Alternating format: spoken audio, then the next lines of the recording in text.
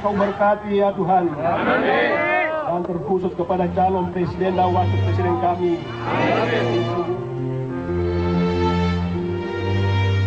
Sosok Joko Widodo belakangan begitu ramai diperbincangkan. Selain berbagai prestasi dan hobi belusukan, Jokowi kini maju menjadi calon presiden dalam pesta demokrasi 5 tahunan. Berasal dari Solo, Jawa Tengah, Jokowi melesat menjadi tokoh yang dipuja masyarakat. Berkat kepemimpinannya selama 7 tahun di Solo dan sejumlah terobosan menjabat Gubernur DKI Jakarta, yakini digadang-gadang menjadi calon presiden dalam pemilu 2014. Program populernya seperti Kartu Jakarta Sehat, Kartu Jakarta Pintar, hingga lelang jabatan. Belum lagi kegemarannya melihat langsung permasalahan di ibu kota atau yang dikenal dengan istilah belusukan. Hal inilah yang membuat Jokowi sempat merajai beberapa survei yang dilakukan oleh sejumlah lembaga. Beragam data yang tersaji baik di masyarakat maupun yang diberitakan media inilah yang membuat kami tertarik untuk mengungkap langsung dari sang sumber berita. Pertanyaan besar mengenai apakah benar pria lulusan Universitas Gadjah Mada ini seperti yang terdengar atau tidak. Lalu seperti apa sosok Joko Widodo sang calon presiden ini? Tim Raja Wali Televisi berkesempatan mewawancarainya di sela-sela kesibukan masa kampanye. Capres nomor urut 2 ini sengaja meluangkan waktu menjawab pertanyaan seputar pencalonan, perjalanan politik, dan mimpi tentang Indonesia.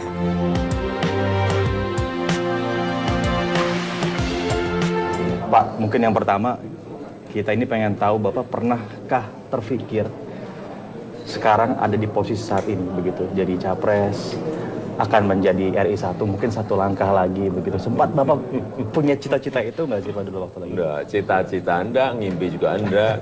Dulu ngimpi jadi wali kota juga enggak. Ngimpi jadi gubernur juga enggak, apalagi ngimpi jadi presiden, enggak pernah. Tapi sekali lagi, perjalanan ini kita tidak tahu.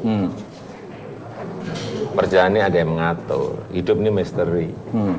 Dan ya sekarang ini jadi capres.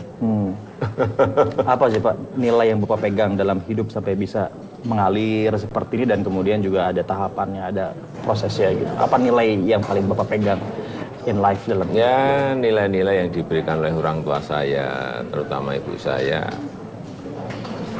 Nilai-nilai kerja keras, nilai-nilai kesederhanaan itu dan kejujuran yang selalu diulang-ulang mulai dari kecil, diulang-ulang tidak dalam kata-kata, tetapi dalam sebuah contoh-contoh yang itu juga saya terapkan kepada anak-anak saya. Saya enggak pernah banyak omong, tapi saya ingin memberikan contoh gitu aja. Contohnya misalnya gimana Pak dari orang tua Bapak? Contoh nilai-nilai hidup itu. Ya contoh kalau misalnya masalah kesederhanaan ya nggak usah memakai misalnya mobil yang mewah. Walaupun mampu pakaian, beli begitu nggak apa-apa nggak begitu. usah pakai yang pakaian yang mewah-mewah. Itu aja. Misalnya bisa beli, misalnya nih bisa mau beli mobil mewah ya kenapa harus beli aja yang mobil yang biasa aja. Dan istri juga sejalan ya Pak ya? Iya, kurang lebih. Pak Jokowi, sebelum Anda menjadi seorang pemimpin di Solo, kita ingin tahu Pak, bagaimana sih kisah hidup Bapak? Karena banyak orang yang berpikir ketika Bapak tidak mau menerima gaji sebagai kepala daerah, ya terang saja karena kan punya usaha mebel besar. Nah, apakah memang seorang Jokowi selalu hidupnya berkecukupan? Sebaliknya. Jadi mulai dari kecil, saya lahir di bantaran sungai. Kemudian pindah-pindah kontrak berapa kali, mungkin 5-6 kali dengan keluarga saya. Dan punya rumah pernah digusur. Pernah digusur, jadi terminal. Dan saya ingat betul kira-kira umur berapa ya, mungkin umur 5-6 tahun saat penggusuran itu. Saya ingat betul. Dan saya tanya kepada ayah saya saat ada penggusuran. Loh Pak, kok rumah kita digempur, kok digusur?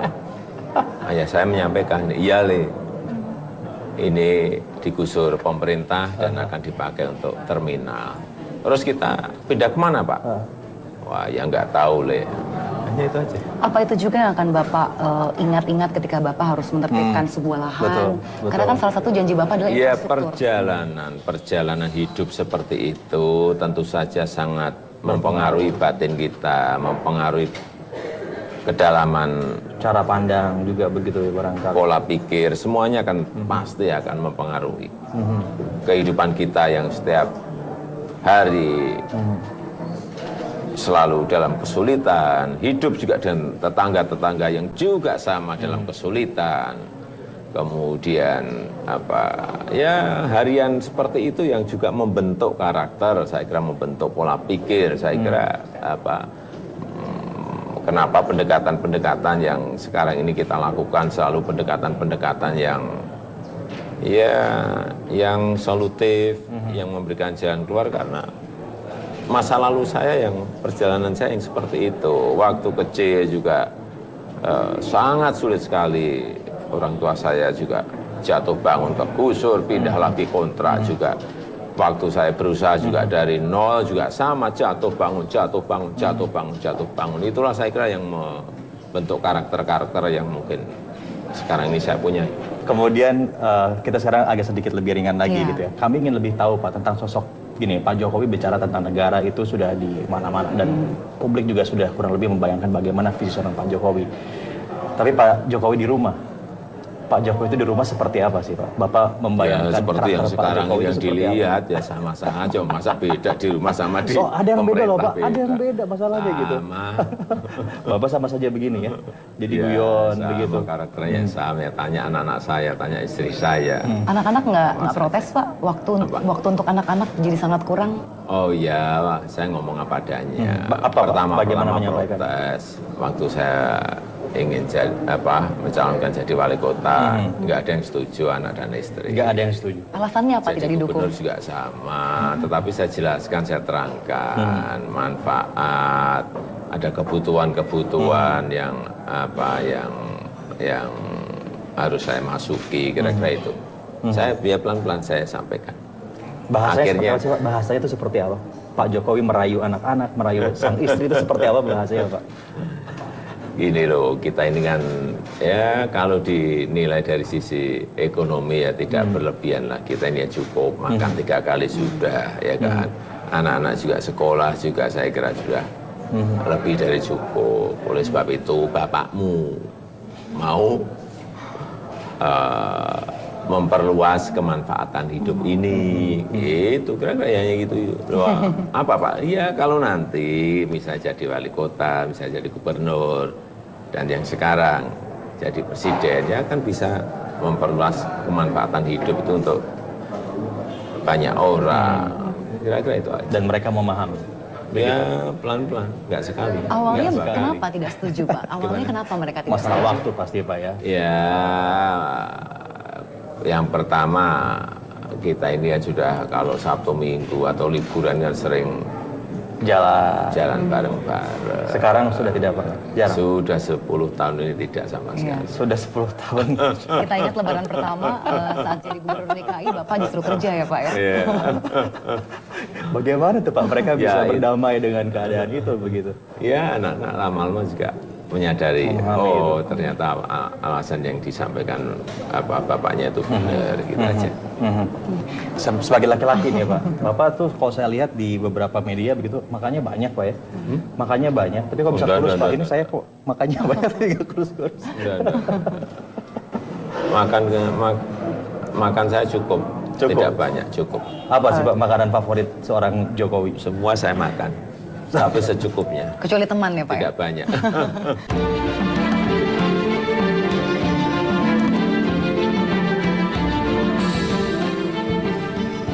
Joko Widodo yang akrab disapa Jokowi lahir di Surakarta, Jawa Tengah 21 Juni 1961 silam.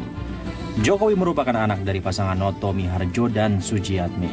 Sebelum berganti nama, Jokowi memiliki nama kecil Mulyono. Jokowi memulai pendidikannya di Sekolah Dasar Negeri 111 Tirtoyoso yang terkenal sebagai sekolah untuk kalangan berpenghasilan menengah ke bawah. Dengan kesulitan perekonomian keluarganya, saat masih kecil Jokowi terpaksa berdagang, mengojek payung, dan jadi kuli panggul untuk mencukupi sendiri keperluan sekolah. Mewarisi keahlian bertukang kayu dari ayahnya, Jokowi mulai bekerja sebagai tukang gergaji di usia 12 tahun. Saat masih kecil, Jokowi pernah mengalami 3 kali penggusuran oleh pemerintah yang menertibkan pemukiman warga. Dengan performa akademisnya di pendidikan tingkat SMP dan SMA di kota Surakarta, Jokowi kemudian diterima di jurusan Kehutanan, Fakultas Kehutanan, Universitas Gadjah Mada. Di pendidikan tingkat perguruan tinggi ini, Jokowi berhasil mendapatkan gelar sarjana dengan judul skripsi Studi tentang Pola Konsumsi Kayu Lapis pada Pemakaian Akhir di Kota Madya, Surakarta. Setelah lulus kuliah 1985 silam, Jokowi kemudian bekerja di PT Kataskraf Aceh dan ditempatkan di area hutan pinus Merkusi di dataran tinggi Gayo, Aceh Tengah. Tak betah dengan profesinya sebagai pekerja di perusahaan orang lain, Jokowi bertekad memulai usaha sendiri di bidang kayu. Tahun 1988, Jokowi yang sudah menikah dengan istrinya, Iriana, membuka CV Rakabu, yang diambil dari nama anak pertamanya. Usahanya sempat berjaya dan gulung tikar akibat ditipu pemesan yang tidak membayar. Tahun 1990, Jokowi bangkit kembali di bidang usaha perkayuan dengan pinjaman modal 30 juta rupiah dari ibunya, Sujiatmi. Usaha Jokowi yang dimodali ibunya kemudian berkembang dan membuat Jokowi berkenalan dengan Michel Rokmanan. Michel Rokmanan lain memberi nama panggilan populer Joko Widodo menjadi Jokowi. Dengan kejujuran dan kerja kerasnya, Jokowi mendapat kepercayaan dari Michel Rokmanan dan bisa berkeliling Eropa. Pengaturan tata kota di negara Eropa lah yang membuka wawasan baru bagi Jokowi yang bertekad ingin membangun kota Solo. Niat inilah yang menginspirasi Jokowi untuk masuk di dunia politik. Jokowi merupakan wali kota Solo yang ke-16 dengan masa jabatan 7 tahun, menang 2 periode sejak 28 Juli 2005 hingga 1 Oktober 2012. Saat masih menjadi wali kota Solo, Jokowi didampingi FX Hadi Rudiatmo sebagai wakil wali kota Solo. Baru 2 tahun menjalani periode keduanya menjadi wali kota, Jokowi ditunjuk Partai Demokrasi Indonesia Perjuangan untuk ikut dalam bursa calon gubernur DKI Jakarta periode 2012-2017. PDI Perjuangan yang memiliki hubungan harmonis dengan Partai Gerindra memasangkan Jokowi dengan Basuki Cahayapurnama untuk bertarung memperebutkan posisi gubernur dan wakil gubernur DKI Jakarta. 20 September 2012, Jokowi dan Basuki Cahayapurnama berhasil memenangkan Pilkada Jakarta. Setelah dilantik menjadi gubernur Jakarta, Jokowi gencar membuat program-program pro-rakyat yang akhirnya diikuti sejumlah pemimpin daerah lainnya. Program Jokowi diantaranya adalah Kartu Jakarta Sehat, Kartu Jakarta Pintar, lelang jabatan, pembangunan angkutan massal cepat atau MRT, dan monorel, juga pengembalian fungsi waduk dan sungai, serta penyediaan ruang terbuka hijau. Semenjak memimpin Jakarta, popularitas Jokowi melambung tinggi dan menjadi sorotan media lokal hingga internasional. Gaya kepemimpinan dan aktivitas belusukan Jokowi yang mau turun ke pemukiman, kali hingga got saluran air turut menjadi trending topik hampir di seluruh media online. Saya telah mendapatkan mandat dari Ketua Umum PDI Perjuangan, Ibu Megawati Soekarno Putri. 26 hari sebelum pemilu legislatif 9 April 2014, tanggal 14 Maret lalu, Jokowi menerima mandat dari Ketua Umum PDI Perjuangan, Megawati Soekarno Putri, untuk maju sebagai kandidat calon presiden 2014. Pencapresan Jokowi 2 hari jelang masa kampanye para caleg yang memperebutkan posisi di DPR, DPRD, dan DPD berdampak positif bagi kader PDI Perjuangan yang mencalekkan diri. Baik, lalu apakah gaya belusukan ini akan dilanjutkan pada saat Bapak nanti misalnya terpilih jadi Presiden RI? Orang melihat belusukan itu hanya jalan-jalan. Ada kalau orang betul-betul mengikuti yang kita lakukan, itu adalah sebuah bentuk demokrasi mendengar. Demokrasi yang mendengar, ya kan. Apa yang diinginkan rakyat itu yang kita dengar. Apa yang dibutuhkan oleh rakyat itu yang kita dengar langsung dari mereka, bukan dari laporan, Ya kan kita teruskan turun ke bawah, ketemu rakyat, entah pagi, entah siang, entah malam, selalu memang harus kita lakukan itu dan ya itulah saya. Akan seperti apa Pak belusukannya kan? Kalau wali kota itu skopnya kecil, Jakarta juga bisa terjangkau. Ya tentu Kalau saja Indonesia mendengar itu bisa banyak sekali ya. Mendengar langsung dari gubernur, mendengar langsung dari bupati wali kota, mendengar langsung dari camat dan lurah, mendengar langsung juga dari rakyat kita, dari petani, dari pedagang pasar, dari nelayan, ya semuanya. Semuanya kan harus didengar dan dirangkum untuk membangun sebuah kebijakan. Jadi kurang lebih gaya kepemimpinan Bapak juga nanti akan seperti itu begitu Pak ya? Iya, saya ingin selalu mendengar suara rakyat. supaya dalam mengambil kebijakan tidak keliru, selalu ingin mendekat dan mendengar apa yang menjadi keinginan rakyat, supaya dalam mengambil sebuah kebijakan itu benar, benar sesuai yang dibutuhkan oleh rakyat, benar sesuai yang dibutuhkan oleh masyarakat. Kalau kita lihat kan pasangan Bapak ini, Pak JK juga tipenya mirip lah. Pak JK juga tidak sungkan ya untuk turun langsung ke lapangan. Nanti pada saat membentuk kabinet, apakah juga akan dicari orang-orang yang seperti itu, yang orang lapangan lah, yang tidak sungkan-sungkan untuk melihat langsung? Sekarang ini kita menurut saya dalam 15-an tahun ini ya, kita ini terlalu banyak berencana. Terlalu banyak berencana. Terlalu banyak beretorika. Terlalu banyak, tapi tidak segera melaksanakan. Itu nanti yang akan kita lakukan. Segera melaksanakan, segera memutuskan, dan segera melaksanakan. Kenapa? Ya karena kita ini juga sudah biasa bekerja seperti itu. Ketemu rakyat juga tidak kelihatan basa-basi dan kayak canggung gitu. Kalau orang Jawa bilang wagu ya, Pak, saya emang kehidupan saya sehari-hari seperti itu ya. Ya enggak bisa dihilangin, tapi memang setiap program yang diinginkan rakyat itu harus segera diputuskan dan segera dilaksanakan. Karena rakyat ini sekarang menunggu. Tidak ingin mendengar rencana-rencana terus, tapi menunggu hal yang konkret yang langsung dirasakan oleh mereka. Berarti paling tidak untuk kabinet Bapak sudah ada gambaran siapa-siapa saja orang-orang yang Ya layak? kabinetnya juga sama. Harus orang-orang yang berani memutuskan, yang berani melaksanakan, dan dia tahu manajemen lapangan itu seperti apa. Nanti dari kalangan profesional atau? Oh, semuanya bisa. Semuanya bisa. Artinya ya. Yang penting mau kerja begitu, Pak. Yang dari profesional banyak bisa, dari akademisi bisa, dari partai tapi yang profesional juga bisa. Pak, ini bicara tentang berani tadi ya, Bapak kan sering bicara berani begitu. Publik memang kaget dengan gaya Bapak yang berani seperti ini. Tiba-tiba ada selesai masalahnya dan sebagainya begitu, Pak. Masyarakat barangkali suka dengan cara seperti itu, tapi kemudian juga ada birokrasi yang harus Bapak lewatin, yang mesti Bapak tabrak gitu, bahasanya ditubruk lah itu birokrasi. Mungkin juga ada orang-orang yang tidak nyaman dengan cara seperti itu begitu, Pak. Bagaimana? Birokrasi kita, saya hampir 10 tahun dengan birokrasi, mereka nyaman-nyaman saja. Oh, ya? Nyaman. Ini yang kita bangunkan sistemnya, nggak nabrak birokrasinya, enggak. Kita membangun sistemnya ya, karena kita harus sadar birokrasi kita ini, PNS kita ini pinter-pinter, sarjana banyak sekali, yang magister manajemen MM-nya banyak sekali, yang doktornya juga banyak sekali, banyak, pinter-pinter. Tapi sistemnya yang tidak dibangun, sistem itu yang mau kita bangun agar mereka bisa mengikuti sistem. Tetapi juga jangan lupa kesejahteraan mereka juga harus dinaikkan, ditingkatkan, para PNS ini supaya mereka melayani masyarakat itu dengan tersenyum, dengan cepat. Iya. Bapak ini kan maju dengan dukungan beberapa partai ya, Pak ya.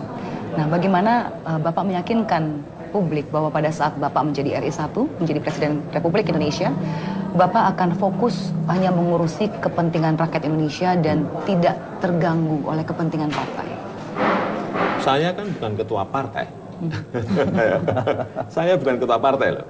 Ya kan? Pak JK juga bukan ketua partai. Ya kan? Sehingga apa? Kita bisa konsentrasi bekerja untuk rakyat, untuk negara, untuk bangsa. Itu rakyat harus ingat itu. Saya bukan ketua partai, Pak JK juga bukan ketua partai. Itu bedanya. Jadi lebih terjamin begitu, Pak ya. Itu jawabannya sebenarnya sederhana sih. Kalau Pak Hatta kan ketua partai, Pak Prabowo juga sama, ketua pembina partai. Jadi jawabannya itu ya, Pak ya.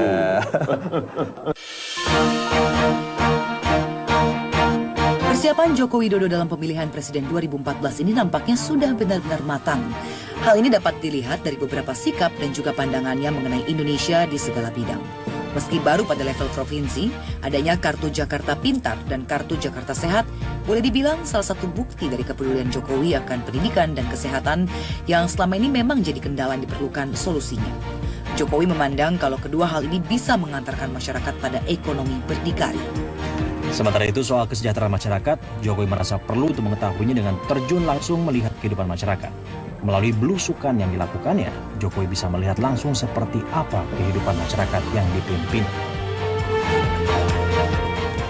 Sedangkan Jokowi meminta ekonomi kreatif seperti musik, desain, dan seni pertunjukan mendapatkan perhatian yang lebih besar lagi. Bahkan Prabowo Subianto yang menjadi pesaingnya di pemilihan presiden mendukung apa yang dikatakan oleh Jokowi ini. Inilah kenapa kini banyak seniman-seniman dari berbagai kalangan mendukung pencapresan Jokowi. Hal ini dibuktikan dengan akan digelarnya konser yang dilakukan oleh lebih dari 200 orang pelaku ekonomi kreatif. Mereka adalah artis, musisi, komedian, dan para seniman. Namun, bukan berarti apa yang dilakukannya selalu mendapat dukungan penuh. Idenya membuat sodetan di Sungai Ciliwung dan Cisadane untuk mengurangi banjir Jakarta mendapatkan penolakan dari Pemprov Banten. Selain itu, pembangunan sarana transportasi massa atau MRT yang digadang-gadang dapat mengurangi kemacetan di ibu kota juga sempat menjadi penolakan warga. Tapi bagaimanapun juga, adanya riak dalam kepemimpinan adalah keniscayaan yang tidak bisa dihindari. Hal itu semua juga tidak dianggap Jokowi sebagai sebuah penghalang dalam pencapresannya dalam pemilu 2014 ini. Jadi Pak, secara umum Indonesia akan dibawa kemana ketika seorang Jokowi nanti yang menjadi RI 1 begitu? Akan seperti apa? Yang pertama mengenai isu ekonomi, kita tidak ingin mengejar pertumbuhan ekonominya saja, tetapi yang lebih penting adalah pemerataannya. Tidak hanya pertumbuhan ekonominya, tetapi juga pemerataannya. Sehingga gap ini tidak semakin melebar. Menurut Bapak sekarang masalahnya apa? Kedua, Yang kedua, korupsi menjadi tidak korupsi. Ke depan harus seperti itu. Harus seperti itu. pemerataan, korupsi tidak jadi korupsi, ada Iya. lagi? Ya banyak, kalau ceritain bisa 2 hari 2 malam. Oke, saya ulangi Ya, pertanyaan tapi yang saya. paling mendasar itu banyak pengangguran menjadi tidak banyak pengangguran. Karena apa? Ekonominya berjalan, industrinya berjalan, lapangan pekerjaan terbuka lebar, karena infrastruktur sudah dikerjakan dan dengan cara-cara manajemen lapangan yang baik. Baik, Pak Jokowi, selama ini yang Bapak lihat masalahnya apa sampai pemerataan itu susah sekali tercapai? Ada yang alasannya karena kita negara kepulauan, susah untuk menjangkau ujung barat dan ujung timur. Oh enggak, itu masalah yang sering saya sampaikan, itu masalah rasa keadilan yang harus ditunjang dengan infrastruktur. Saya berikan satu contoh saja, masalah tol laut ya.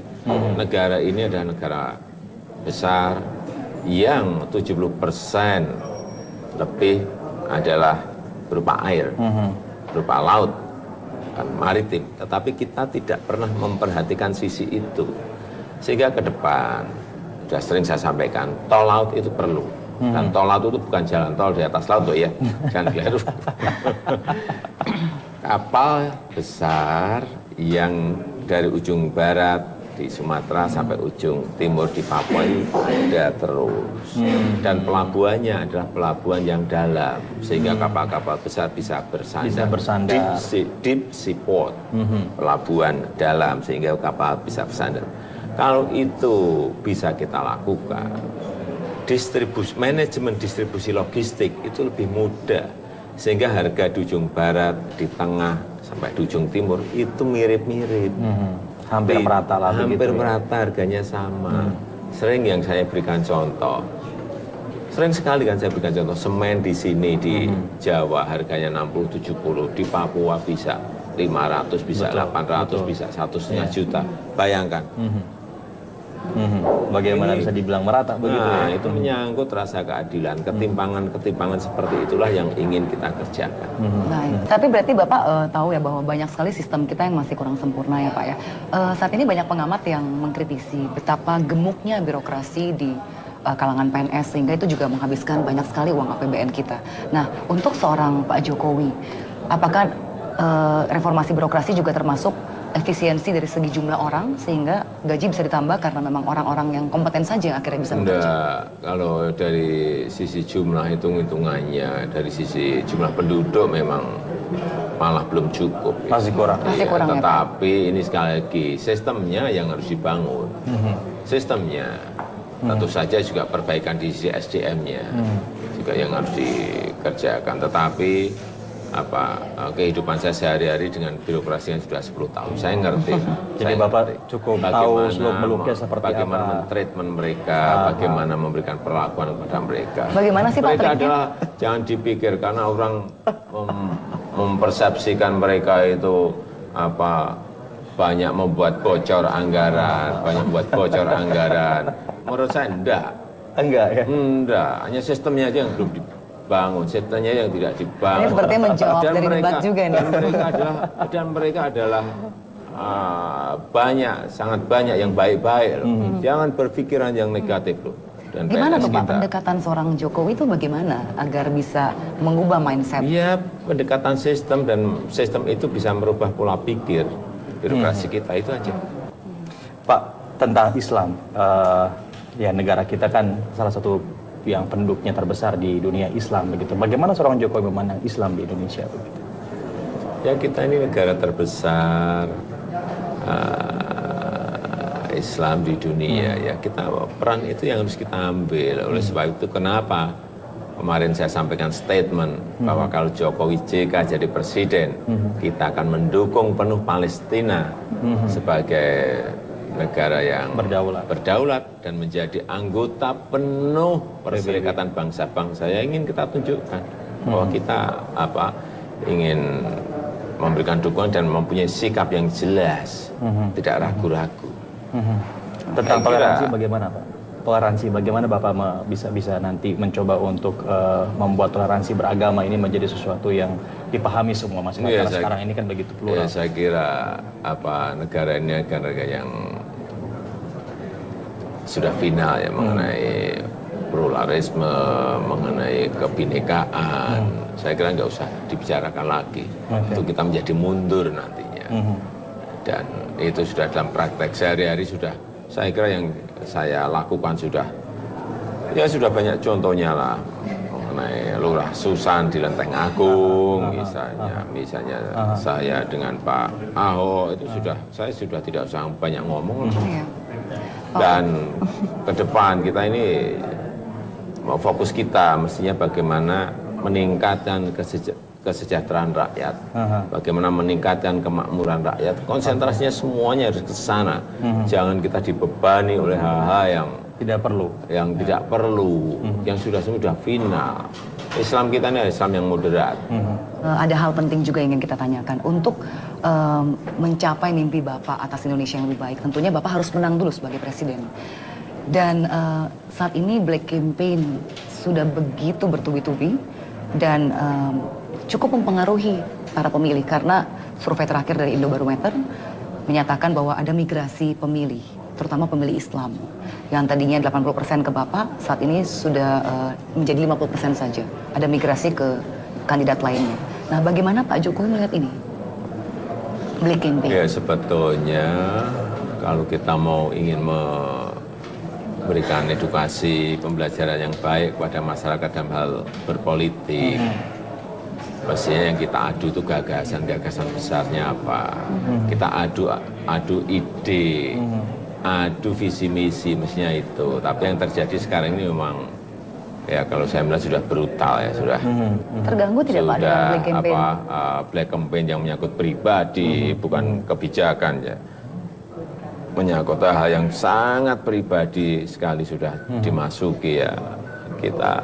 Kita hanya berharap masyarakat itu mengerti bahwa itu adalah kampanye hitam, bahwa itu informasi yang salah, bahwa itu hanya fitnah, bahwa itu hanya pembohongan kepada masyarakat. Tapi memang kita ngerti ada 1, 2, 3, 4, 5 yang terpengaruh oleh itu. Tetapi dalam minggu-minggu terakhir ini, setelah kita memberikan keterangan, saya kira akan berubah. Rakyat akan mengerti mana yang fitnah, mana yang benar, mana yang kampanye hitam, mana yang kebenaran. Nanti kebenaran tetap akan menemukan tempatnya.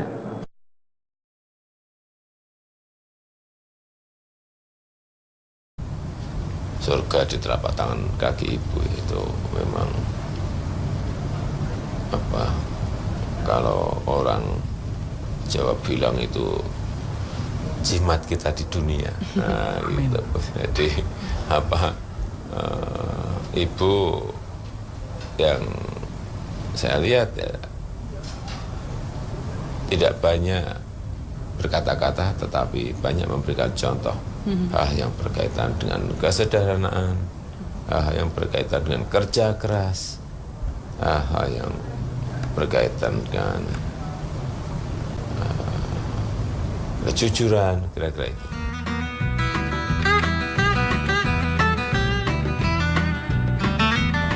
Yang perlu juga kita sampaikan bahwa bapak saya almarhum itu berasal dari desa terpencil di Kabupaten Karanganyar. Ibu saya juga berasal dari desa terpencil dari Kabupaten Boyolali. Artinya orang-orang desa kita ini. Dapat dari mana? Kita dari apa? Karena orang tua saya dari Singapura. Fitnah yang sangat ngawur, fitnah yang ya kecil lah seperti itu. Apalagi sudah menyangkut ke keluarga, ke pribadi, ke anak. Ya, tetapi kalau kita ya seperti itu kita balaslah dengan kebaikan, dengan kebaikan-kebaikan. Dan masyarakat sekarang juga semakin sadar, oh itu ternyata hanya kampanye hitam, oh itu ternyata hanya isu-isu, oh ternyata itu tidak betul.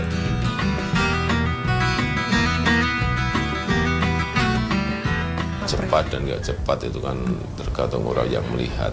Tapi yang jelas tahapan dari bawah itu saya mulai semuanya. Mulai dari TK, SD, SMP, SMA, universitas, semuanya saya jalani semuanya ya kan. Mulai dari rakyat biasa, kemudian menjadi wali kota naik menjadi gubernur. Ya. Kalau nanti Allah sudah berkehendak dan jadi presiden, perjalanannya sudah jadi wali kota, gubernur, presidennya tahapannya ada. Sudah pernah mengelola teritori wilayah, sudah tahu masalah-masalah rakyat, dari yang skup kecil ke skup sedang, kemudian ke skup besar. Saya kira apa itu bukan dadakan atau bukan cepat.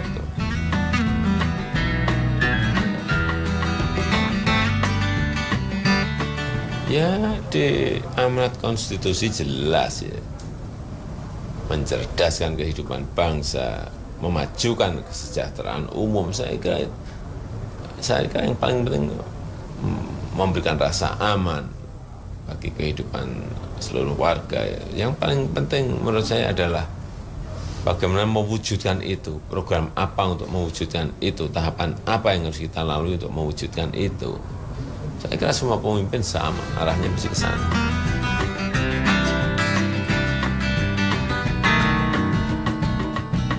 Drone itu pesawat tanpa awak yang dihubungkan dengan satelit. Ingat ya, kita ini punya kurang lebih 17.000 pulau, baik yang besar, sedang, sama yang kecil, 17.000. Kawasan kita ini sangat luas sekali, baik yang darat maupun laut. Dengan cara apa kita kalau pakai dengan yang konvensional? Ya dengan sebuah teknologi, apa? Ya drone. Dengan drone itu kita bisa melihat, mendeteksi di mana ada illegal fishing, ikan kita dicuri. Dengan drone itu kita bisa lihat mana ada illegal logging, laut kita dicuri. Drone itu bisa, tentu saja yang paling penting untuk mengamankan Republik ini, untuk mengamankan negara kesatuan Republik Indonesia. Kalau ada kapal asing masuk, kita langsung deteksi. Kalau ada kapal setelah masuk, kita bisa tahu. Yang paling penting itu, ingat sekali lagi, 17.000 pulau dengan luas yang sangat besar sekali. Nggak bisa kita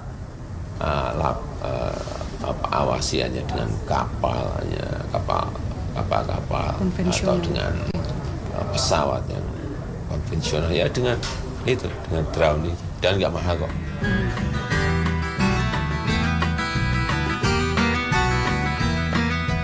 Ya kita harus menjawab harapan itu dengan kerja keras, menjawab harapan itu dengan sebuah program-program yang konkret, yang bisa langsung dirasakan manfaatnya oleh masyarakat, bisa dirasakan secara real oleh masyarakat. Yang paling penting itu, nggak ada yang lain. Nah, karena memang masyarakat sekarang ini mungkin sudah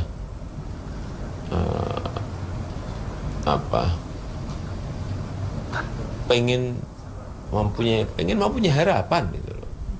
bahwa ke depan harus lebih baik, mereka harus lebih baik. Oleh sebab itu yang saya tekankan, kan ke depan bukan hanya pertumbuhan ekonomi, tetapi juga Ini pemerataan. terakhir aja. Jadi ada beberapa kata-kata yang akan kami sebutkan. Bapak sebutkan apa yang pertama kali Bapak pikirkan tentang kata-kata itu. Yang pertama, Indonesia. Sejahtera. Sejahtera. Yang kedua, siapa? Megawati. Negarawan. Yang ketiga, siapa presiden yang paling menginspirasi Bapak? Insinyur Soekarno. Insinyur Bung Karno. Bung Karno. Oke, kali ini Bapak harus memilih salah satu kata ya. Jakarta atau Solo? Jakarta atau Solo? Indonesia. Indonesia. Smart ya, smart answer. Itu dia. Jadi apa namanya, aman tapi juga orang ngerti maksudnya apa. Oke Pak Jokowi, terima kasih banyak Pak sudah berbagi bersama kami di Raja Wali Televisi. Kami terhormat ya bisa ngobrol dengan Bapak, dengan seorang Pak Jokowi begitu. Ya. Ceril, Semoga Bapak apapun mimpi Bapak bisa terlaksana ya Pak ya. terima kasih banyak Pak.